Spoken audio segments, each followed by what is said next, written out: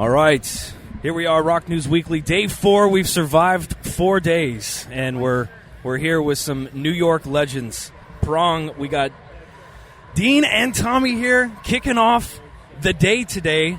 You guys were the first show I saw today. Kicked ass. Good. Awesome. Fantastic. Make sure you guys check them out. ProngMusic.com. Let's get into it.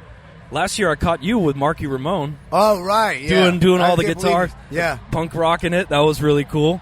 And then the year before, you were doing double duty with Danzig. Oh, my gosh, man. You're a busy guy every year. Yeah, I'm very familiar with this festival.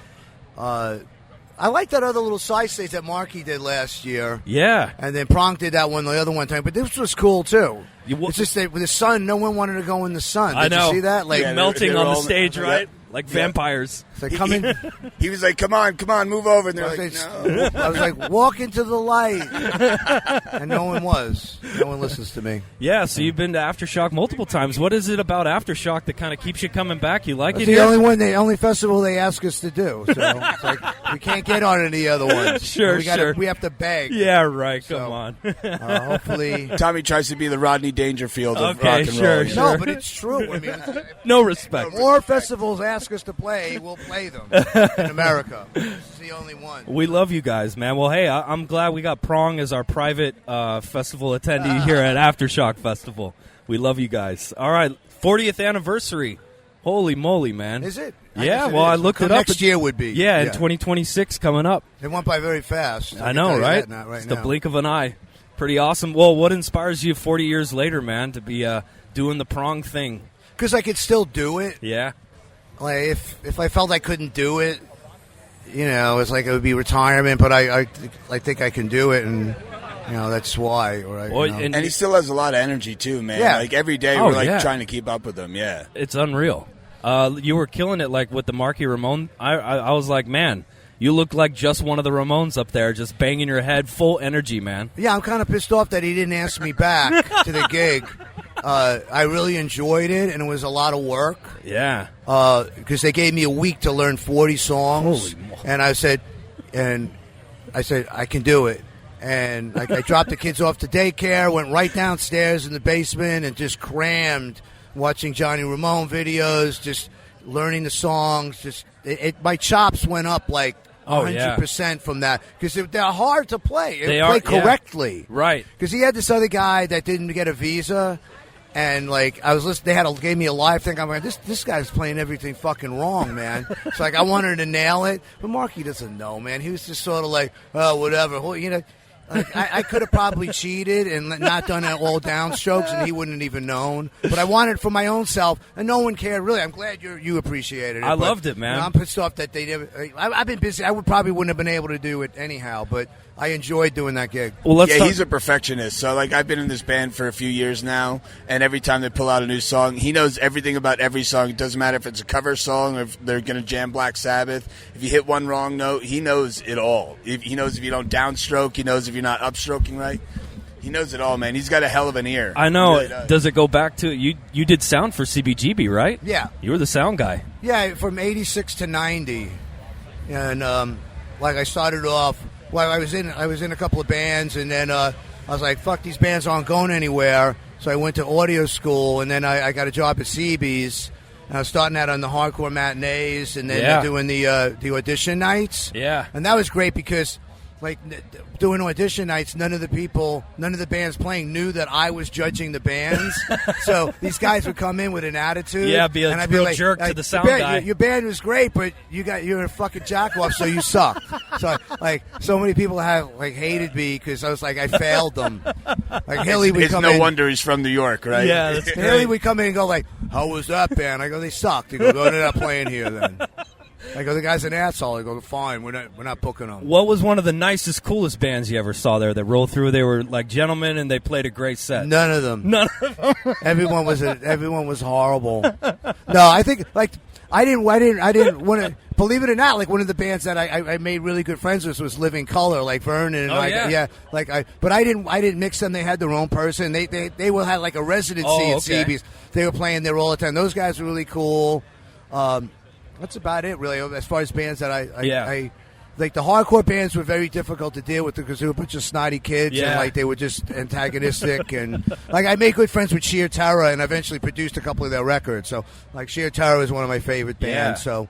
And I'm still friends with those guys even to today. That's awesome, man. Tommy's lucky with that job, man. He's got to see like more of the like iconic bands and everybody. Yeah, then we can even dream Talking Heads unreal. and all that. Like one of the reasons I started working there because I used to hang out there as a kid. Just watching shows. Yeah, and so I knew Carol, who was the booking agent, like a manager.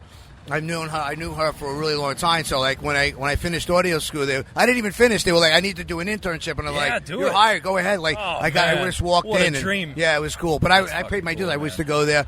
I used to wait online for the Ramones, like when I was like 14 to get in. They didn't card anybody. You go in there. I was 15, 14 going in. CBs. Man, that's so cool. All right, well let's fast forward here. Let's talk about the new stuff with Prong. State of Emergency 2023. Your latest release, right? Yeah. You guys were going in the studio for that. Do you try and capture everything live, or do you do it kind of piecemeal ahead of time, home studio, and then you kind of meet up and piece it together? That's a great question. No, we don't do that. I lay down guitar demos, and then the drummer rehearsed to those. Yep. And then we went in and jammed them out for a week with the producer, and just ripped the drummer a new asshole and just got him to do what he wanted to do and gave him the Bob Rock treatment. Yeah, like on the verge of tears. Yeah, he did. Man. Yeah, he was. This kid was fucking going crazy. Yeah, and then he was a young kid, but he was very talented. Yeah. But he had never been in that situation before. But he was great. He came got a lesson. So the producer Bass, we played everything. Like we played it, and the producer wanted me to sing the songs and play, like. We do it. That's like old school style. So I don't know if that works anymore. Like everybody's used to all this computer music. Like you listen to Octane, and it's just like all super clean, Pro Tools. Pro Tools, and like that record wasn't doing that thing. So like the kids today are like, "Huh, what's that? It sounds weird." It's like it sounds like you guys doesn't are really sound playing, right. So that can't be good. Yeah, and so we just got done with the European tour, and then we're doing this leg for the anniversary of Cleansing. And we thought about, because there's a lot of samples on Cleansing and stuff like that, and he wanted it to sound like the album. We really thought and worked at it for a minute, and we were going to put a computer there for backtracks. Nice. But this band, it's so hard because from song to song, riff to riff, the timing, the tempo, it's all different. The whole flow changes, and it's not possible. So the drummer just got a sampler. We lost a couple samples that we wanted, but you just can't, man. This band's organic, and I've been in a whole bunch of different bands that are just stuck to the computer. And my favorite thing about being in Prong is that essentially we're a drum set, 2 guitar cabs, and a bass rig that show up, do a punk rock show. And it sounds so good, man. It's fantastic. His tone's killer. Oh, yeah. His tone's killer. Oh, I know. It's legendary, man. How'd it sound out there tonight? Fantastic. Today? Fantastic. Kicking off the day, man. Busting my eardrums open, but in a good way. Yeah, good. So that's what I love, man. I thought it was pretty good today. Yeah, you guys, 2026, can you briefly talk about any plans for next year? next we got year? this new live record out. It's called Live and Uncleansed, and that's coming out in late February. What's the recording from? It's from the last tour we did. We picked and chose from a European tour. So picked and choose from a selection of 14 different shows. Oh, wow. So they really sent it around. It came down to 4 shows that were good, and we picked from them. Nice. Yeah, it's a short record though. It's it's going to be just a single vinyl and a single CD. Nice. And you said February? Yeah. Okay. All right. Yeah, and then we're going in. We signed to Napalm Records, and the studio album will be out in October next year. October of next year. Yeah. And more touring, I imagine, as well. Yeah, I mean, as much as my wife lets me, So. Yeah, that's what it's all about. He has 2 little tiny kids. Yeah. So. We wait for them to be in school to go on tour. There you go. Love that. All right, guys, more from Prong on the way in 2026. Check them out, prongmusic.com. Thank you guys Thanks, so much Chris. for taking the time. Appreciate it, man. Appreciate Thank it, you. guys.